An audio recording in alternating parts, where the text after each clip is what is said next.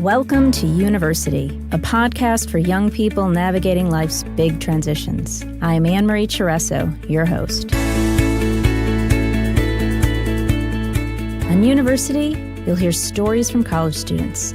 You'll get tips from experts. And occasionally, you'll hear from a parent's perspective on how to manage this time of change in your life consciously.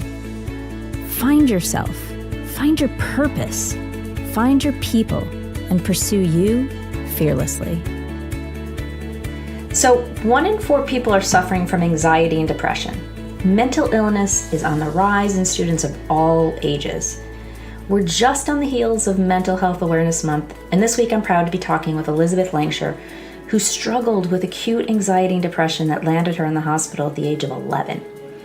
And to make matters more complicated, as she was navigating her way back to her normal routine and school life, she encountered bullying from a good friend who gossiped about her illness to others behind her back.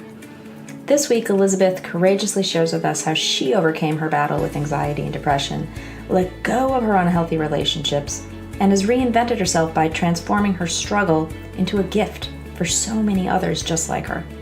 At only 16 years old, Elizabeth is a real inspiration to us all with her courage, her clarity, her conviction.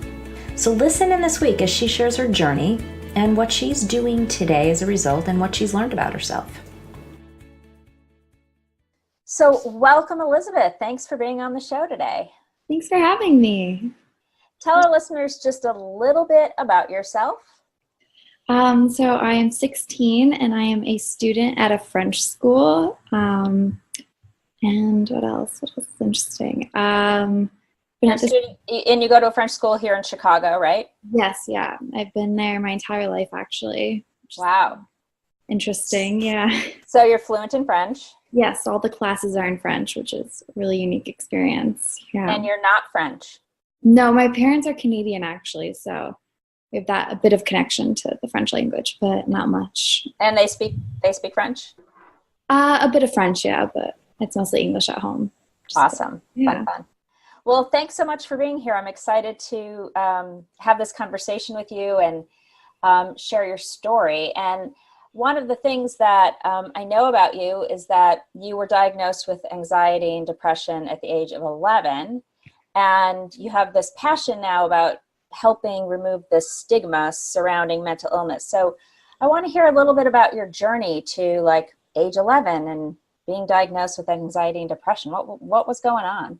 Yeah, of course. So when I was 11, I started actually having more physical health issues, and the doctors didn't really know what was going on. So I ended up missing quite a bit of school, which ended up causing a lot of anxiety because I missed tests and would have to do a lot of work at home. And so my anxiety got really bad at a certain point because my physical health was really bad.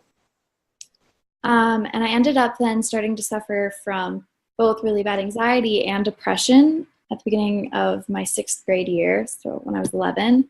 And I was initially then placed into day treatments outside of my school to help treat the anxiety and the depression so that I could go back to school and feel better and not be suffering from so much debilitating mental illness. And then it didn't get that much better, as well as my physical health started getting worse. And so I ended up being placed in the hospital for self-harm issues. And it was a whole journey coming to getting treatment and to feeling better about my mental health and to getting better. And ultimately, my physical health started getting better. I was diagnosed with Crohn's disease and started treatments for that, which ended up really helping my mental health. But I ended up dealing with a lot of mental health stigma when I went back to school after all of this happened. And one of my good friends who I had trusted to tell about my entire experience ended up using my mental health to bully me and told everyone at my school what had happened.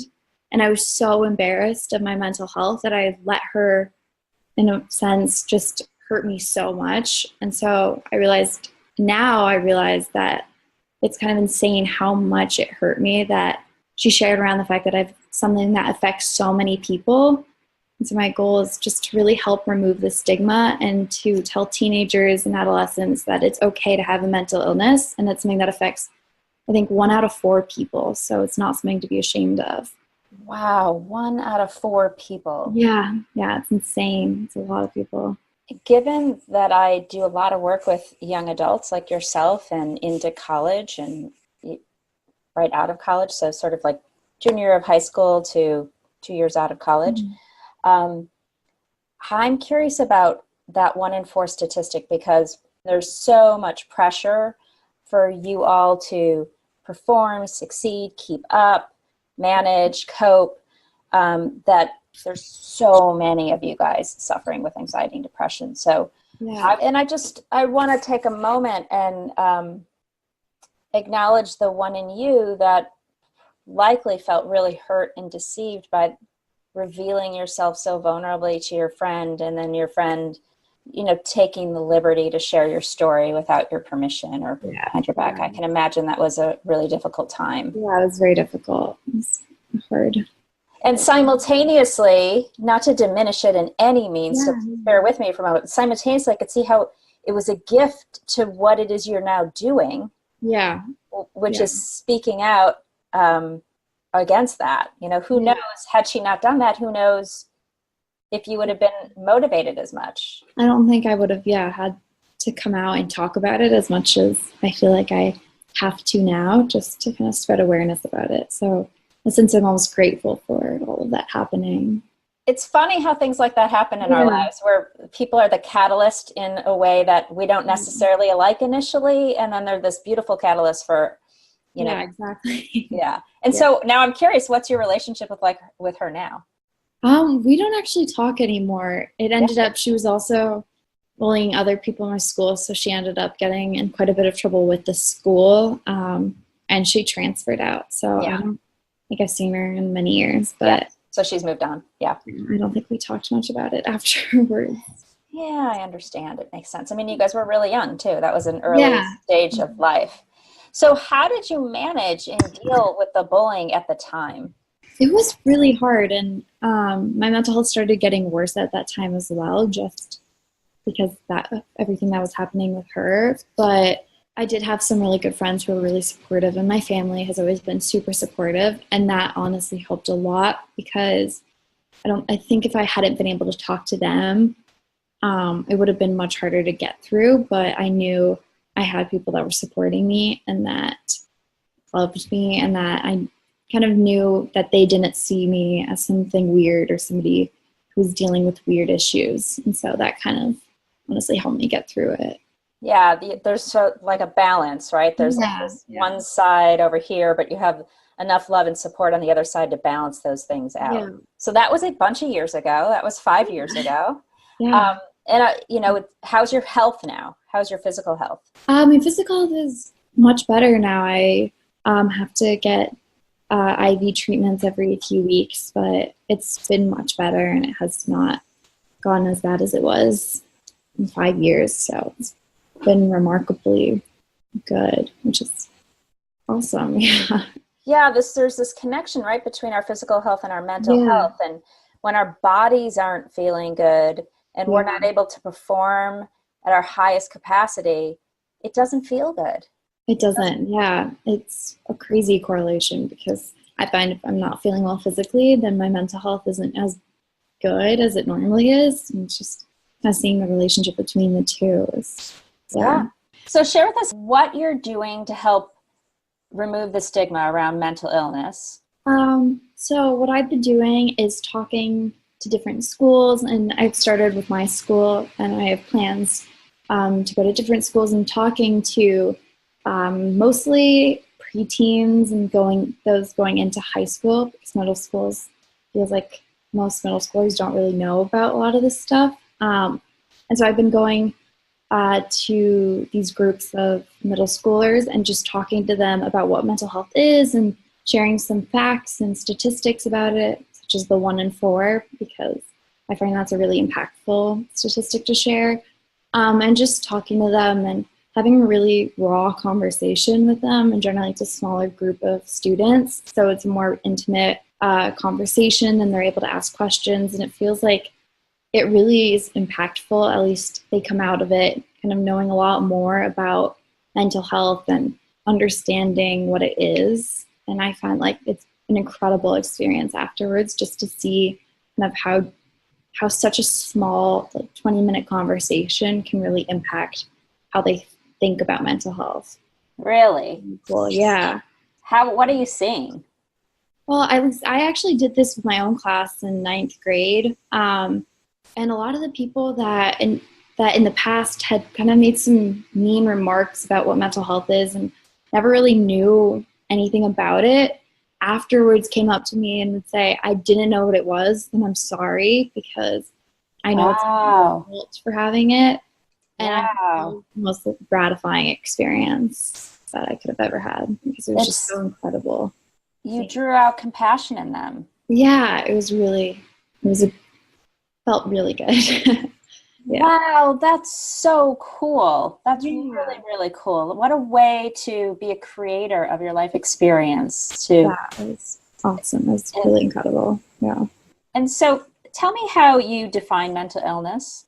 I would define mental illness as something that, it is an illness. A lot of people think it isn't just because you can't see it. So I like to say it's not like a broken bone where you can see it and it will heal in 6 weeks. It's something that will kind of stick with you and really is kind of a way of thinking, and not something you can control, however, which a lot of people think it is. And not something that you choose, just kind of an illness of sense that really impacts how your mind works and how you're thinking about things, and whether it's anxiety causing you a lot of stress and nervousness and anxiety, or depression, which is causing you just so much sadness. It's just something that you can't control in a sense, but it's something that's so impactful that it needs to be talked about more. So now in your life, how is it that you manage and cope with stress, anxiety, when they come up in your life? Because they do. Yeah, exactly, especially in high school. I find, I still see a therapist every week, actually, and so that has been incredibly helpful, just having someone to talk to about it. But also just kind of being mindful of what's happening and different mindfulness techniques, meditating. You meditate? My dad is very into meditating, and so he's kind of pushed it onto me, so on, as much as I don't like to admit it. It's definitely, there are techniques that help. And so a little bit of meditation, breathing. It's just managing kind of everything. And I try not to let it build up too much, because I know then my mental health will get worse, and I'll get really, really anxious to a bad point. And so I just try to manage everything, kind of organize my time, but also talk to people. So I'll talk to my parents if I'm getting really stressed, and just kind of let out what I'm feeling, which helps a lot, I find. It's really amazing how therapeutic and healing expressing yourself to others is. Yeah. It's incredible.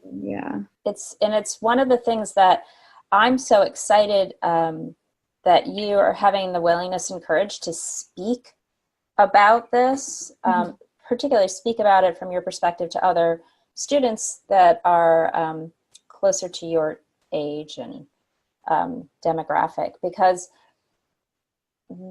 when we, like you said, when we give it space to be, and when we normalize it, we're much more likely to talk about it.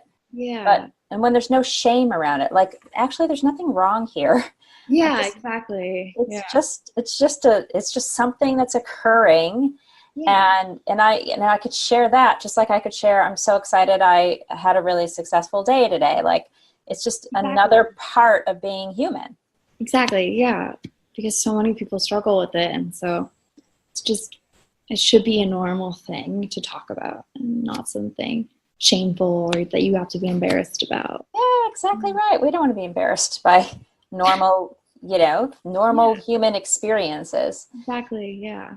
And so are you finding that more of your friends are sharing with you their stresses? And actually, yeah, I had one of my close friends not too long ago, kind of after I talked to her about this in more detail, and I started sharing more information and expressing myself to her, started to do the same and saying how she didn't really know what she was feeling, but like she thinks she had struggled a lot from this in the past and hadn't ever had anyone to talk to. And some of my other friends have really just started sharing a lot more with me. And I think they realize that it's okay that they can do that now, and that I'm not going to judge them for it, and that other people aren't going to judge them for it. If people do judge them, then it's not their fault. It's just people not kind of being ignorant in a sense and just not realizing that it's okay to not feel happy and all the time. Yeah. It's actually stressful to expect yourself to be happy all the time. Yeah, nobody is, but everyone expects you to be, and so it's just kind of a weird expectation. Yeah, well, our culture puts those expectations on, and I know that the social media culture, so everything you guys are seeing on Instagram and Facebook and in your social media feeds is like everyone's happy, and then what's wrong with me that I'm not always feeling the way everyone else is feeling? So that could cause extra stress. Yeah, it's hard when you see on social media everyone shares things when they're at their happiest and when they feel the most perfect almost. And so you're looking at just everyone feeling so happy when you're scrolling through social media, and it's a lot to put on yourself. And just to see, I feel like it definitely has a big impact on your mental health. Oh, for sure. I mean, even as adults, it does. Yeah, I feel like everyone. We all compare ourselves to others. That's just the nature of human beings. Yeah. Tell me what's your biggest stress right now these days as a junior in high school? Oh, wow. Just schoolwork, having a lot of that ACT, kind of everything that goes along with junior year of high school. So that's been a lot this year, and just trying to manage all of the work that's due. So that's probably been the biggest stress recently, is just kind of trying to manage ACT prep and homework and essays and tests and all of that. Yeah. Well, that's pretty common. That's what I'm hearing from everyone I talk to is I think this time management piece. Everyone is dealing with the same. Yeah. So what's one piece of advice you'd give to someone like yourself who is new to suffering with stress and anxiety, having been on the other side of it now? I'd say feel like you can talk to people, because I know that a lot of times you feel like you have to keep it in, especially in high school. You don't feel like you're able to actually express yourself to other people. But whether it's family, or friends, or a school counselor, having someone to talk to and just kind of release your stress and just through words is really helpful. It's a really helpful skill. And so doing that, and also just managing everything, so whether it's time management or just kind of using all the skills you've learned, just kind of managing the time, but also really just talking to people, because it's not wrong. You're stressed, and it's a completely normal thing, and knowing that everyone goes through it, and it's not something you have to feel embarrassed about just because you have a lot of anxiety or you're stressed. Yeah. Well, that's I think that's perfect advice, and I really love you emphasizing talk to others, just share yourself, be vulnerable, take a little bit of a risk. It's not easy. I mean, I imagine it was not easy for you to start talking about it. More often than not, if you talk to someone about how stressed you're feeling, a lot of times, especially if it's another student, they'll have the same feelings, and so you can kind of both talk about how you're feeling the same way, and that definitely helps as well. It's just relating to someone else who's also feeling that way. You feel like your friendships are more authentic now? Feels like it, yeah, because now I feel like I can express myself to my friends and they feel the same way, and it's not as much fake friendship that's based on just acting happy all the time. So it definitely feels more authentic now that I've actually been able to express myself. Yeah, and I have to say that of all the students that I talk to, and even my own children, that's the one thing that everyone claims is lacking, is like this authentic connection with others. Yeah, that's definitely, I've had that experience within the past few years, and I think this has helped me kind of realize what friendships are more authentic and kind of develop more of them. And I've been trying to do that, because the fake friendships just aren't healthy for just like anyone, because you're seeing this person who always seems happy and perfect, and it's a lot because you just want somebody you can express with or express to.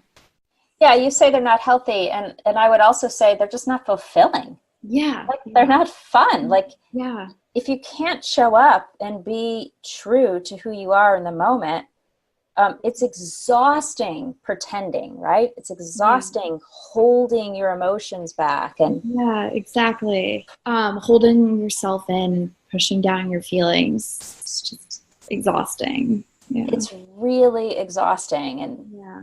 none of us like to do it, but ironically, we all do it because Yeah. because why? Because we're afraid. Yeah, exactly. It's incredible just like how everyone does it, but it's a lot. It's exhausting, and having real friendships and just having ones that are more authentic are a lot less tiring, and just you can be real with other people. So I just want to sort of bow to your courage for standing up and being the first one to take a risk, because when you do that, you invite others to take that same risk. And that's what we want from one another. We really want permission to show up honestly and authentically and real with each other. And Thank you. Yeah. you're doing that. That's really amazing. It's a very courageous thing to do. Thank you. Yeah. I just kind of want this to spark a conversation at schools at least, and just kind of so everyone can feel kind of more liberated, and whether it's in friendships or just in how you're feeling in general, just feel more open to everything. I think you're giving an amazing gift to your generation, of acceptance, of authenticity, of liberation, of connection, of communication. Those are all really beautiful gifts, and I just want to celebrate your willingness to stand up and do that, because you didn't have to. You could have just gone along your merry way and figured out your stuff, and you're taking this opportunity and really turning it into something amazing for everyone. And by the way, the biggest gift I'm making up over here is really for you. You get to have the experience of other people having compassion, feeling connected to people.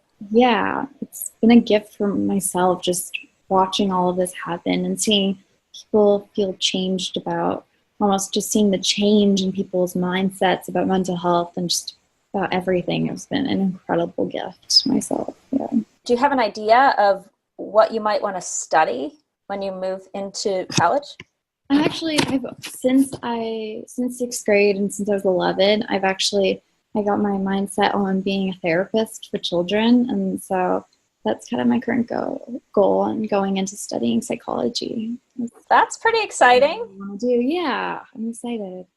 Really exciting. So a lot of kids I know don't know what they want to do, particularly even as juniors. They're like, I have no idea. And I think it's fun when you have an idea, and it could change. It could change. It could take a million different iterations. But I like that you're keyed in, and you're going to be fabulous. You're off to a great start. And I just want to thank you for taking time to share with me your great gift. And I hope you come back again soon. And maybe we'll check in about a year and see how college applications are going and what's going on there. Yeah, thank you so much for having me. That'd be interesting to see in a year where I am. Yeah. So much will happen between now and then. I'm sure, yeah. Well, thanks, Elizabeth. Thanks so much for being here. Thanks for having me. According to the latest Association for University and College Counseling Center survey, anxiety is the top presenting concern among college students, with 41.6% of students suffering from anxiety. These are some really big numbers. That's nearly half of students. And let's face it, anxiety doesn't start in college. As Elizabeth so bravely illuminates for us this week, these struggles can often begin much earlier in our life, and when ignored or gone untreated, can even sometimes lead to much more serious outcomes such as depression and suicide. Elizabeth reminds us that when we openly share, when we talk about our struggles, we're reminded that we're not alone in our suffering. Talk is what I hear her and others say is a path to healing and dealing with our stress and suffering. We all face some level of stress and anxiety, and there's nothing wrong with that. It's just something that's occurring. It's just another part of being human. It should be a normal thing to talk about, and there's no shame in struggling with anxiety. But so many of us feel that shame, feel that embarrassment. We hide our anxiety. But when we share openly and honestly, we're actually inviting others to do the same. So notice this week when stress or anxiety show up, what do you do with it? Do you shut yourself down? Do you withdraw from others? Do you lash out? You know, we realize that it's therapeutic and healing to express yourself to others. See if you're willing to try this week just sharing a little bit of yourself with someone else. And check out next week's episode with Adam and I as we go further into exploring anxiety, the root causes of anxiety, how to recognize anxiety before it gets too big and takes over, ways to shift anxiety, and how we deal with it in ourselves. Look forward to seeing you then.